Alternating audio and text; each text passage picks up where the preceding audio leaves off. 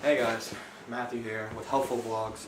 Second video, the first real video I'm actually going to do. I haven't really received any comments or questions so far, but I've decided, I guess no one's really going to say anything until they actually have some, a little bit of an opinion about me and see what I can say. So I'm going to do something very dominant, not just in my life, but many of the people that I've talked to and, tried to, aid in some of these, times of trouble. The fear of rejection, not necessarily just rejection from women, or, rejection by a judge or by your coach. It's rejection in general by people that you may not even know. I think that's a big player in things like anxiety and, well, fear is a byproduct of anxiety, but a big problem in things like anxiety and a big reason of why sometimes people just have to hide away sometimes and just get away from people. But good old Matthew here has had a lot of experience in this, so I got a few tips, a few things that a lot of my friends have said unexpectedly, but they work. Tip number one, I would say, was to really rate that person, or at least the severity of what they say, or mostly their importance. If that person, if your mother or your father or a coach or a music director or generally any adult or any person that actually matters in this world or actually has some sort of knowledge or wisdom about anything, I would say that their opinion very much matters about you. And if they reject you, it's for a reason. And as soon as you find that reason and fix it, believe me, you'll live a very happy life. But on the other hand, if there's some random Joe Schmo on the side of the street who's like, "What's up, faggot? You look gay." Look. Who are they? What do they mean to you? How will they ever affect you? When will you ever see them again? Never. Of course it might hurt for just a little bit, and I know emotion can cloud judgment. It really can, but just try your best to just be like, crazy. And it will get better. Number two, I would understand generally where the person's coming from or where he doesn't come from.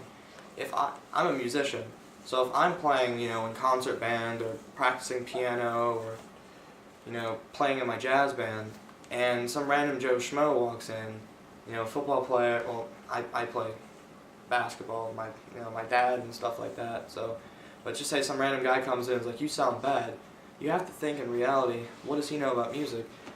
Not really the best helpful tip, but it's important to know, well, generally, one, how important that person is to you, and two, how important their opinion really matters. That's generally what we're going for, but what does he know about music?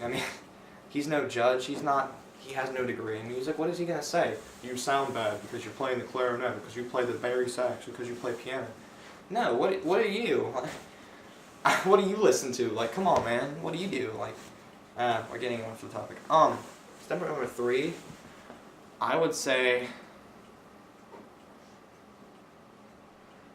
understand the past behind people. If it's one of your enemies or a fallen friend or an ex-girlfriend and she says things like this to you, I guess you could say sometimes it's out of anger, maybe out of spite, but maybe it could be true. But don't let that affect you too much. It's not rejection because of who you are and what you do. Their judgment is clouded too, mostly by emotion, rage, their ire, but yeah. So, don't let people who you've affected or have affected you in the past and you're not on good terms ever affect you. Because, frankly, they'll throw anything and everything at you to hurt you, and you have to realize if some may be true, then, fess up for what you've done and fix it. But if it's not true and you know it's true, or if it's not true and you know that for a fact, hey, don't worry about it. Well, those three tips. Tip number one, understand how important that person is or how important their opinion may matter to you. Number two, understand how they understand the subject or to what knowledge they have about you and what you do. Because if they don't and say something, they're ignorant. And ignorance, my friend, is something that you should never excuse. But it's funny to laugh at it.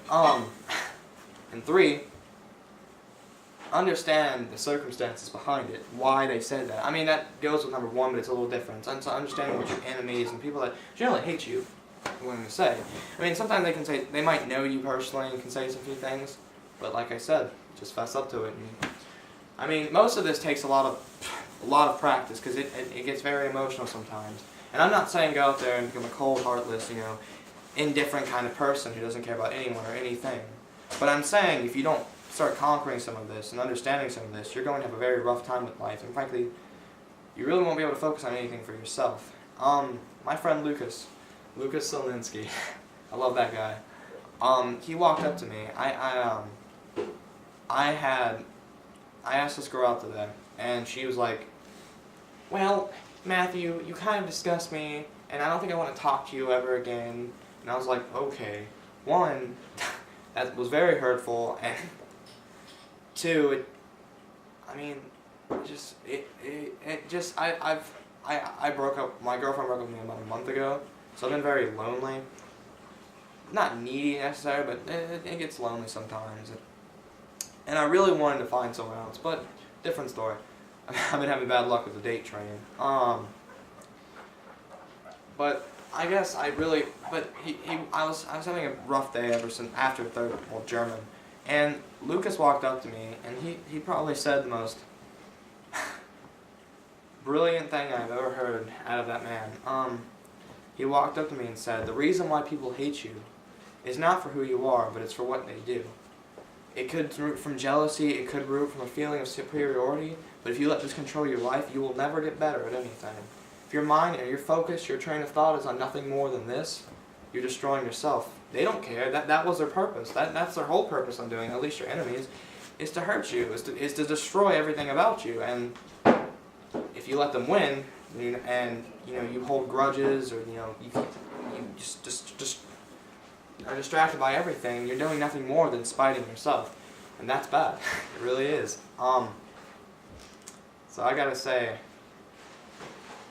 and I sat there and thought about it, and he's like, what you need to do is start focusing on yourself. And see, I want to be a dentist when I grow up. And he said, look, when you're 28 and you're out of dentistry school, and you have actually it'll be 26, but 28 is like when I'm starting to get my life. The women will love you because you play like 4 instruments, you speak 3 languages, you travel to Europe, you're so eclectic when it comes to reading, you're a philosopher, a romantic, you write poetry, you're a dentist, you make money. It's just, keep focusing on that. Keep focusing on everything good about yourself. It may be hard, but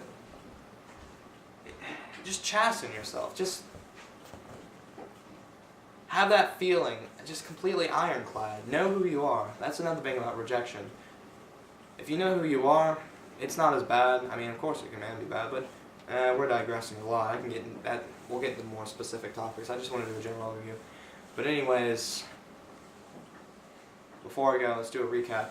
Well, we don't really need a recap, but hey, it looks cool. 1, understand how important that person is to you. 2, understand their ignorance, or the situation behind things. And 3, understand that if that person and you, or you and that person have had it bad in your past, don't worry about it. The past is the past, and you never want to live in the past. If you've ever read The Great Gatsby, you'll know why. Great book. Anyways, I'm sorry. I'm digressing a little bit more. But anyways, yeah, 3 points. And remember, don't give up. Care to a certain extent, like from number 1. But always know that if you keep improving yourself and become callous to what they say, that you'll eventually live a happy life. It takes time. It really does. Nothing in this world is so short or so arduous as fixing yourself as a person. And once you do, it's there to stay. It's a precipice, I can say that, but if I'm starting to get over it, anyone can get over it.